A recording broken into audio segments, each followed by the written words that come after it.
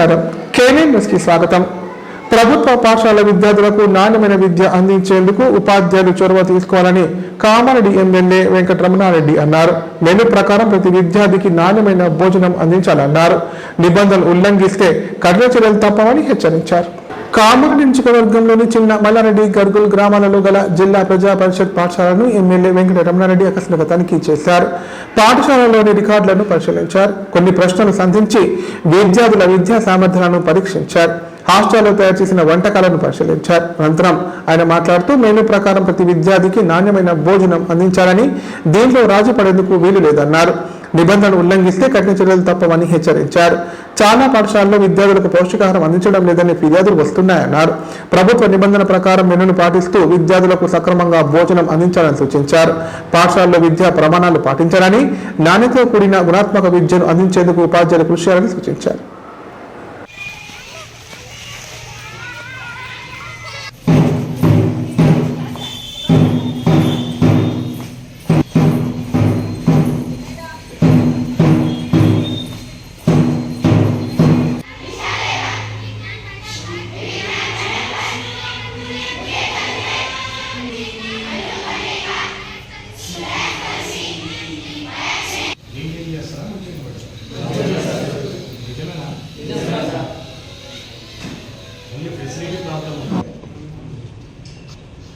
Class రూమ్లో పడుకునేసి అన్నీ ఒకటే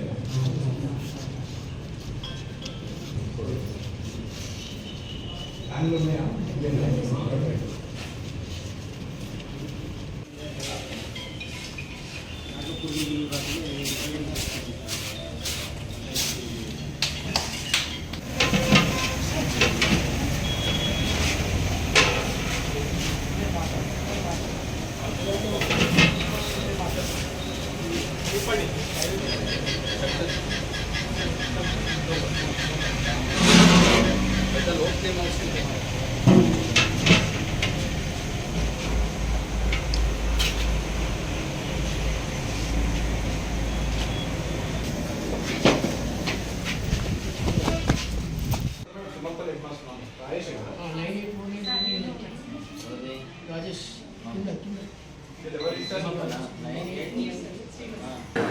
బీసీల రిజర్వేషన్ల విషయంలో కాంగ్రెస్ ప్రభుత్వం నిబద్ధతతో ఉందని కాంగ్రెస్ పార్టీ రాష్ట్ర మహిళా అధ్యక్షురాలు సునీతారావు అన్నారు. 40% రిజర్వేషన్లు కల్పించేందుకు ప్రభుత్వం కృషి చేస్తోందన్నారు.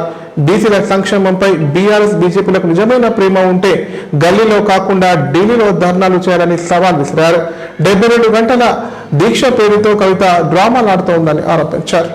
కామారెడ్డి జిల్లా కేంద్రంలో మహిళా కాంగ్రెస్ పార్టీ ఆధ్వర్యంలో జై బాపు జై భీమ్ జై సంవిధాన్ కార్యక్రమాన్ని నిర్వహించారు. ఈ కార్యక్రమానికి ముఖ్య అతిథిగా కాంగ్రెస్ పార్టీ రాష్ట్ర అధ్యక్షురాలు సునీతారావు హాజరై జిల్లా కేంద్రంలోని అంబేద్కర్ విగ్రహానికి పూల మాలలు వేసి నివాళులర్పించారు. అలాగే అంబేద్కర్ విగ్రహం నుంచి ఇందిరా చౌక్ వద్ద వరకు నిర్వహించిన పాదయాత్రలో సునీతారావు పాల్గొన్నారు. అనంతరం కాంగ్రెస్ పార్టీ కార్యాలయంలో ఏర్పాటు చేసిన మీడియా సమావేశంలో ఆమె మాట్లాడారు. బీజేపీ బీఆర్ఎస్ రెండు ఒకటేనని, బీసీల విషయంలో వారికి నిజమైన చిత్తశుద్ధి ఉంటే పార్లమెంటులో మద్దతు ఇవ్వాలని సునీతారావు డిమాండ్ చేశారు. రాహుల్ గాంధీ, సోనియా గాంధీ పదవుల కోసం కాకుండా పార్టీ కోసం పనిచేస్తున్నారని స్పష్టం చేశారు. గత బీఆర్ఎస్ ప్రభుత్వం 10 ఏళ్ల పాలనలో రాష్ట్రాన్ని అప్పుల పాలు చేసినప్పటికీ కాంగ్రెస్ ప్రభుత్వం మహిళల సంక్షేమం కోసమే పనిచేస్తుందన్నారు. కేసీఆర్ ఫామ్ హౌస్ లో పడుకోకుండా, సీసా పట్టుకోకుండా వచ్చి మాట్లాడాలని ఆమె తీవ్ర వ్యాఖ్యలు చేశారు. కేంద్ర ప్రభుత్వం జీఎస్టీల పేరుతో అవసరం లేని వస్తువులపై జీఎస్టీని విధిస్తూ రాష్ట్రాన్ని దోచుకుంటుందని ఆరోపించారు. కాంగ్రెస్ పాలనలో మహిళల సంక్షేమానికి అత్యధిక ప్రాధాన్యత ఇస్తోందన్నారు. ఇప్పటికే అనేక పథకాలు అమలు చేస్తున్నామని తెలిపారు. అనంతరం దళిత వనంలో దళితులతో కలిసి సహపంక్తి భోజనం చేశారు. ఈ కార్యక్రమంలో కాంగ్రెస్ పార్టీ జిల్లా అధ్యక్షురాలు పాగ జ్ఞానేశ్వరి, కాంగ్రెస్ పార్టీ నాయకులు తదితరులు పాల్గొన్నారు.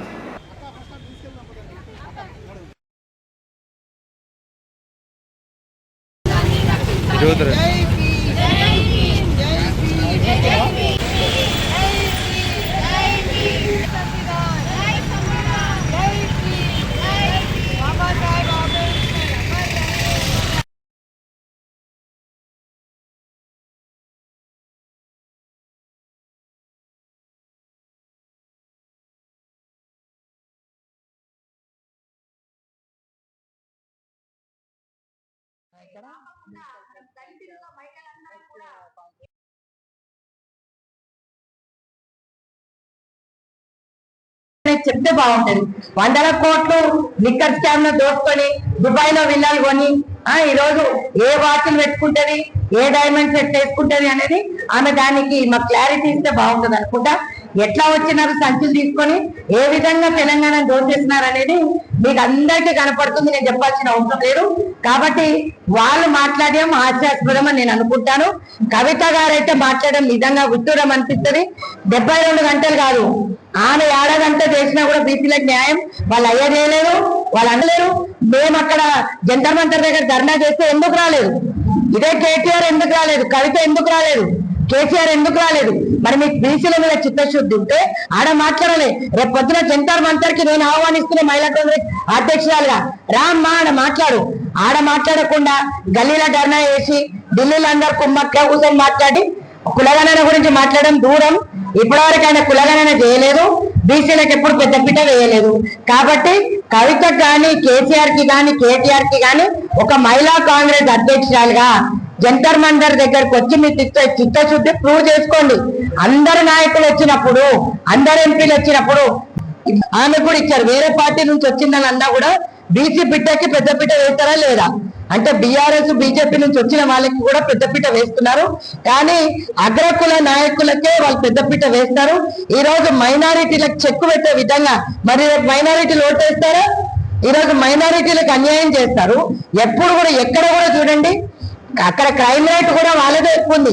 వాళ్ళ ఎంపీలు ఈ బీసీల గురించి ఈరోజు మాట్లాడుతూ కలవకుండా. కామారెడ్డి జిల్లాలో ఆగస్టు 1 నుండి 30వ తేదీ వరకు 30 పోలీస్ యాక్ట్ అమల్లో ఉంటుందని జిల్లా ఎస్పీ రాజేష్ చంద్ర తెలిపారు. పోలీస్ శాఖ అనుమతి లేకుండా ఎలాంటి సభలు, సమావేశాలు, ర్యాలీలు, ధర్నాలు నిర్వహించరాదని చెప్పారు.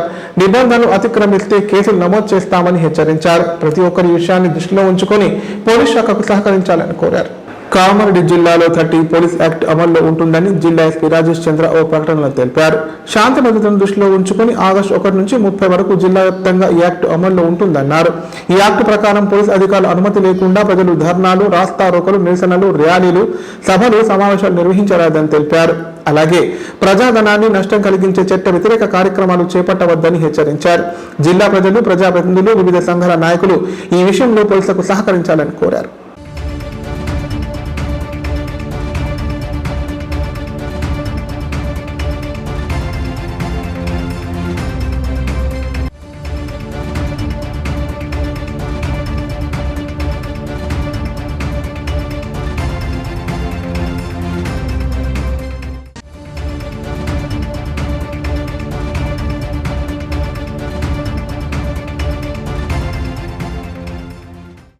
ఎన్నికల సమయంలో కాంగ్రెస్ పార్టీ బీసీ రిజర్వేషన్ కల్పిస్తామని చెప్పి మోసం చేస్తోందని యూపీఎఫ్ రాష్ట్ర కో కన్వీనర్ సల్వాచారి అన్నారు. బీసీ రిజర్వేషన్ అమలు అయ్యేంత వరకు ఎమ్మెల్సీ కవిత పోరాటం చేస్తూనే ఉంటుందన్నారు.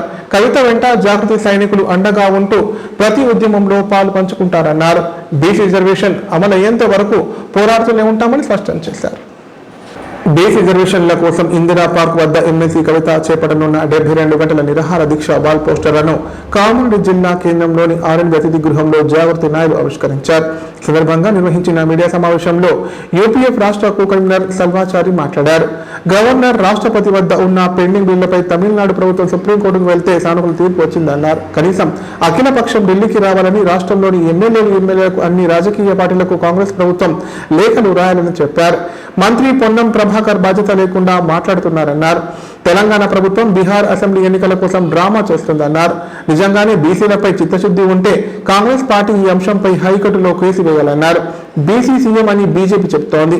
తెలంగాణ నుంచి 2 కేంద్ర మంత్రులు ఉన్నా శూన్యమని చెప్పారు. బీసీలకు విద్య, ఉద్యోగాలు, స్థానిక సంస్థల్లో 42% రిజర్వేషన్లు కల్పించాలని డిమాండ్ చేస్తూ ఎమ్మెల్సీ కవిత చేపట్టిన నిరాహార దీక్షకు అన్ని వర్గాల ప్రజలు హాజరై విజయవంతం చేయాలని పిలుపునిచ్చారు.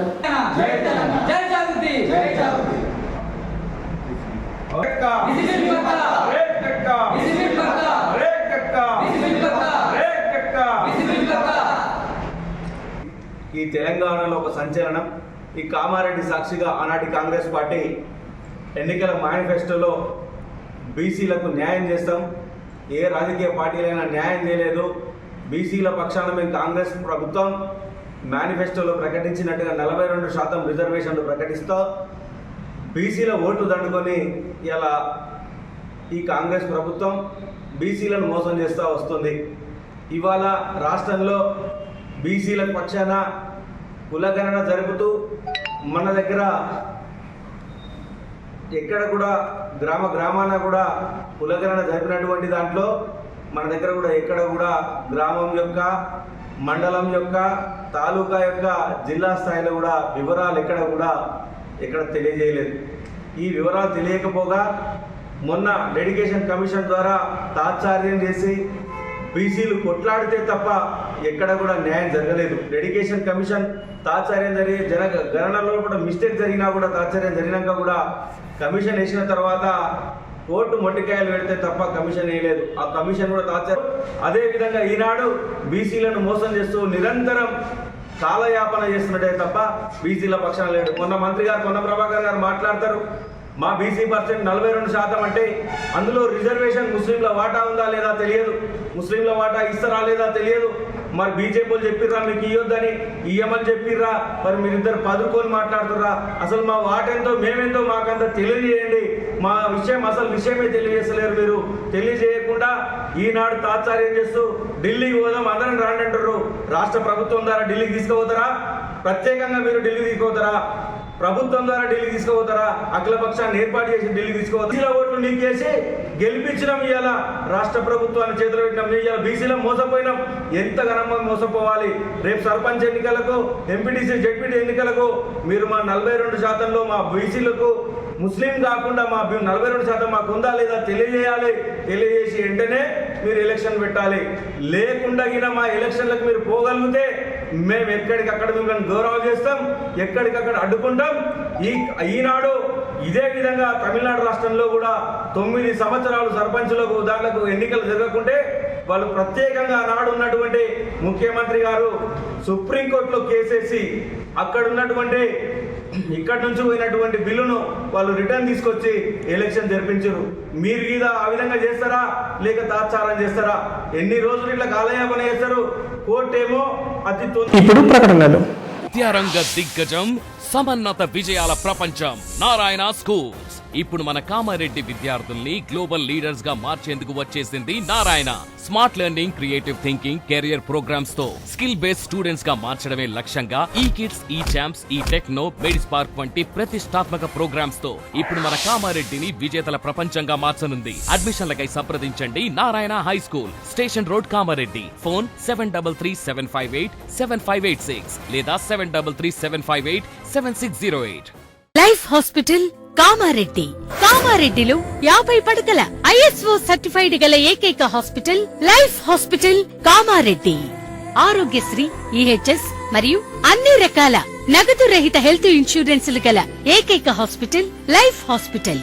ఆరోగ్యశ్రీ కార్డు లేదా తెల్ల రేషన్ కార్డు ఉన్నవారికి ఆరోగ్యశ్రీ మరియు ఆయుష్మాన్ భారత్ ద్వారా ఆపరేషన్లు ఉచితంగా చేయబడును. గంటలు అత్యవసర వైద్య సేవలు అందించబడును. మా సదుపాయాలు: అత్యాధునిక operation theatre, laminar OT, ICU, x-ray, physiotherapy, DEXA scan, pharmacy సౌకర్యాలు కలవు.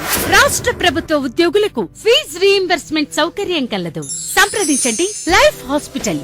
తెలంగాణలో మొట్టమొదటిసారిగా అధునాతన పద్ధతిలో నరాల, మానసిక, sex, alcohol, fits treatment, AC intensive care unit ఇప్పుడు మన నిజామాబాద్ లో doctor B Keshavulu MD psychiatry, Osmania గారి ఆధ్వర్యంలో అన్ని సదుపాయాలు గల అత్యాధునిక అతిపెద్ద హాస్పిటల్ ప్రారంభించబడ్డది. నరాల బలహీనతలు, తలనొప్పి, ఫిట్స్, పళ్లు బిగపట్టడం, భయం, గుండెదడ, డిప్రెషన్, ఒంటరితనం, మంత్రాలు చేతబడి చేశారని అనుమానపడటం, వ్యతిరేకమైన ఆలోచనలు, తన గూర్చి మాట్లాడుకుంటున్నారని, చంపడానికి వస్తున్నారని భ్రమపడటం, ముట్టిందే ముట్టటం, కడిగిందే కడగటం, ఆల్కహాల్ ను మాన్పించుటకు అడ్మిషన్స్ సౌకర్యం గల తెలంగాణలోనే అతిపెద్ద hospital doctor Keshavulu hospital. Bus stand ఎదురుగా లైన్, ఖలీల్వాడి, నిజామాబాద్. ఫోన్ 08462255189.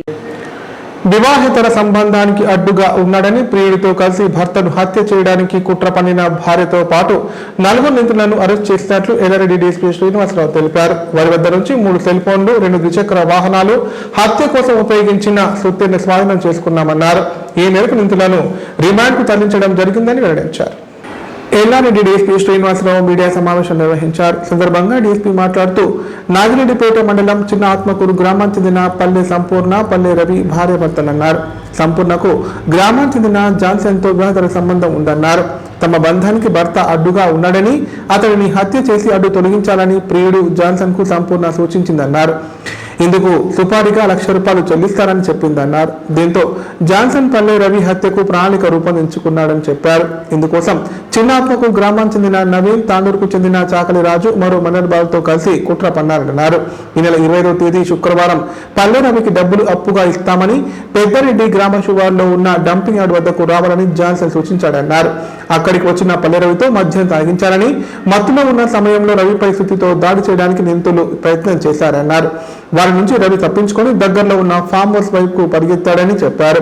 నిందితులు వెంబడించగా రవి ఫామ్ హౌస్ లోకి పరిగెత్తి ప్రాణాలు రక్షించుకున్నాడని డీఎస్పీ చెప్పారు. ఫామ్ హౌస్ లో ఉన్న సిబ్బంది వెంటనే 108 అంబులెన్స్ కు సమాచారం ఇచ్చారన్నారు. వారు గాయపడిన రవిని చికిత్స నిమిత్తం స్థానిక ఆసుపత్రికి తరలించారని చెప్పారు. తన భర్తకు ₹1,00,000 అప్పు ఇస్తానని జాన్సన్ చంపేందుకు ప్రయత్నించాడని పల్లె రవి భార్య సంపూర్ణ 26వ తేదీ నాడు పోలీస్ స్టేషన్లో ఫిర్యాదు చేసిందన్నారు. దీంతో తమ సిబ్బంది కేసు నమోదు చేసుకుని అన్ని కోణాల్లో విచారణ జరపగా అసలు విషయం వెలుగులోకి వచ్చిందని పేర్కొన్నారు.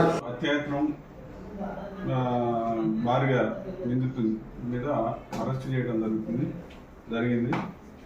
ఇందులో 24/7/2025 నాడు నాగిరెడ్డిపేట పోలీస్ స్టేషన్కు ఒక ఫిర్యాదు వచ్చింది.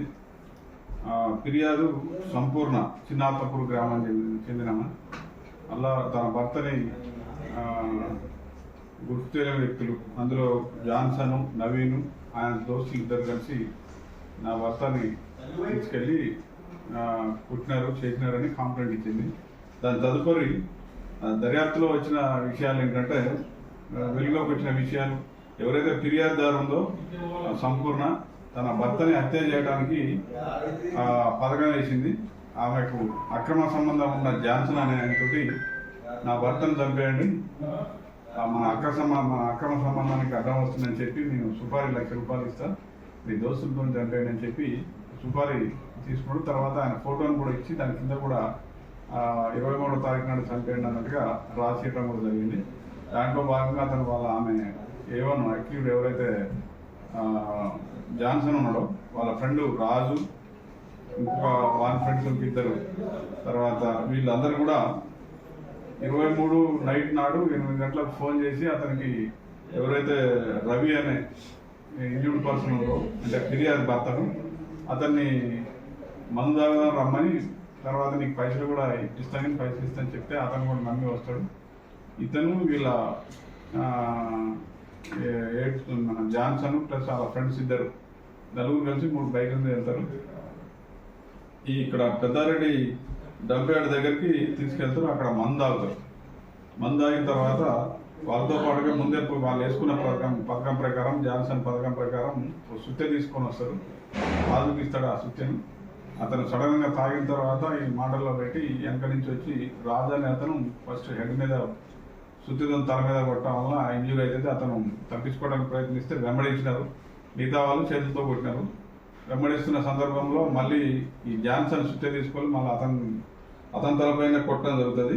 ఈ పెద్దారెడ్డి డంపయార్డ్ నుంచి ఎస్కేప్ అయి ఉరుకుతుంటే ఎమ్మడదల్లి కొట్టడం, తర్వాత దగ్గరలో మనోహర్ రెడ్డి ఫామ్ హౌస్ అని ఉంటుంది, అక్కడికి ఉరుకుతుంటే అక్కడ మొత్తుకుంటే ఉరికేసరికల్లా ఆ ఫామ్ హౌస్ నుంచి వాళ్ళ సర్పుడి వినికిడి మనసులో ఉన్న వినికిడి పడి వాళ్ళు మళ్ళా తెలుస్తుంది బయటపడతామని చెప్పి ఆ ఫామ్ హౌస్లోకి పోగానే లోపలికి పోకుండా ఇక వాళ్ళు ఎస్కేప్ అయి వెళ్ళిపోతారు. దాని తర్వాత ఇతను మనోహర్ రెడ్డి అనే అతను వాళ్ళ భార్యకి ఫోన్ చేయటం, తర్వాత 108 అంబులెన్స్ పిలవటం, అతను తీసుకొని హాస్పిటల్కి తీసుకుపోవడం జరిగింది. ఇదంతా ప్రధానంగా ఏంటంటే తన భర్తను చంపాలనే ఉద్దేశం, నాకున్న అక్రమ సంబంధం, జాన్సన్ నాకున్న అక్రమ సంబంధం తొలగించాలనే ఉద్దేశంతో పథకం చేసినారు. దాంట్లో భాగంగా ప్రధానంగా ఇందులో మా ఎస్ఐ గారు, నాగిరెడ్డిపేట ఎస్ఐ గారు అగస్త్య భార్గవ్ గారు మరియు వాళ్ళ సిబ్బంది చాకచక్యంగా దాన్ని డిటెక్ట్ చేసి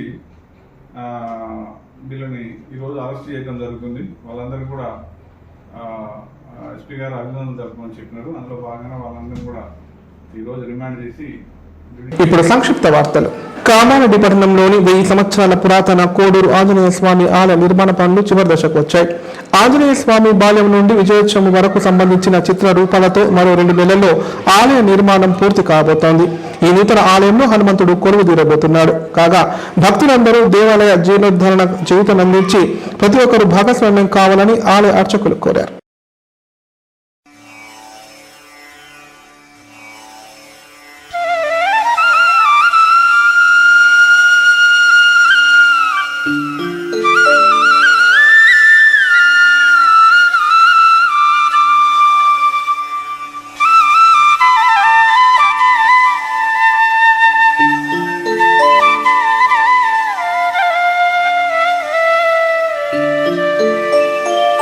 శ్రీరామ రామ రామేతి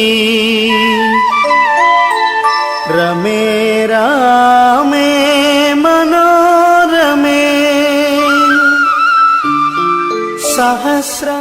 రామచంద్రః శ్రితపారిజాతః సమస్తకల్యాణగుణాభిరామः సీతాముఖాంభోరుహ చంచరీకः నిరంతరం మంగళమాతనోతు. ఆస్తిక సమస్త ఆత్మీయ భక్తులందరికీ కూడా సవినయ విజ్ఞాపన. మరి ప్రపంచంలోనే ఈ తెలంగాణ రాష్ట్రము కామారెడ్డి పట్టణము కోరికలను తీర్చేది. పురాతనంగా 2000 సంవత్సరాల క్రితమే కోడూరు ఆంజనేయ స్వామిగా ఇక్కడ అవతరించినటువంటి స్వామి మహిమలు అనంతములైనవి. ప్రపంచంలో తెలుగు వాళ్ళు ఎక్కడున్నా కర్పూర నీరాజనము ఈ కోడూరు ఆంజనేయ స్వామి పైననే చక్కగా పాడుకోవడం మనం చూస్తున్నాం. అటువంటి హనుమ దివ్యమైనటువంటి ఒక మహత్తరమైన శిల్పకళా వైభవంతో కూడుకున్న దేవాలయము ఇంకొక నెల రోజుల్లోనే సమాప్తి చేస్తామని అక్కడి మద్రాసు నుంచి వచ్చిన శిల్పులు ప్రధాన శిల్పి సదాశివం గారు చెప్పడం జరుగుతోంది. కనుక ఆస్తికులైన భక్తులందరూ కూడా కార్తీక మాసంలో రామ పట్టాభిషేకంతో భద్రాచల సీతారామచంద్రమూర్తులతో కూడినటువంటి ఆ రామ పట్టాభిషేకంతో కూడిన హనుమంతుడిని మనం గర్భగుడిలో చక్కగా కొలువు తీర్చబోతున్నాం. కనుక అందరూ ఒకసారి ఇక్కడికి వచ్చి దర్శనం చేయండి. తన మన ధన వస్తు వాహన రూపంలో సమర్పణ చేసి కామారెడ్డిలో పుట్టినందుకు చుట్టుపక్కల ప్రాంత వాసులమైనందుకు మనం అందరం కూడా ధన్యులంగా భావిద్దాం. ఈ స్వామి యొక్క రుణం మనం తీర్చుకుందామని. వార్తలు ఇంతటితో సమాప్తం. తిరిగి ప్రసారమయ్యే వార్తలు మళ్ళీ కలుద్దాం. అంతం సెలవు. నమస్కారం. చూస్తూనే ఉండండి K9.